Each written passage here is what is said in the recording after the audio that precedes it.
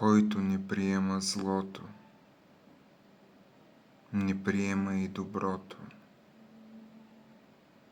защото без злото доброто не е. Който не приема мрака, не приема и светлината, защото без мрака светлината не е. Който не приема дявола, не приема и Бога, защото без дявола Бог не е.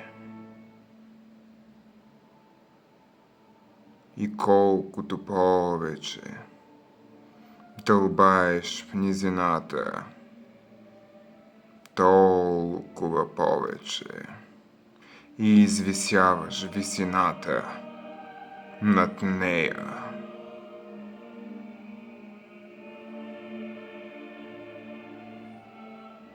И който дели тези двете и избира едната, светлината, благодатта и Бога, без да приема другата, тъмнината, злокобата на сатаната. Той е просто дете, което не е разбрало свързаността, венчилото, под което тия двете се любят, а не се мразят, танцуват, макар и привидно да се борят.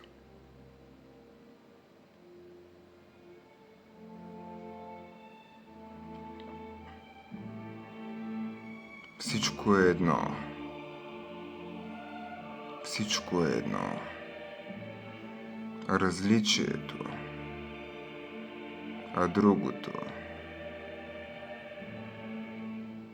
е само привидност.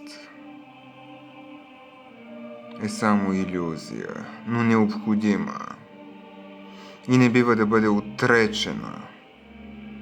Когато кажем, че е илюзия, измама, лъжа, това не значи да я отменим и демонизираме, а да знаем кое какво е.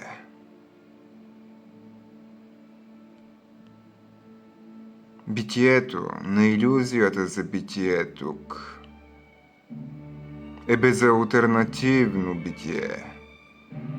Не е за нас, а за него. Помнете това, макар и да не го разбирате още. Ще.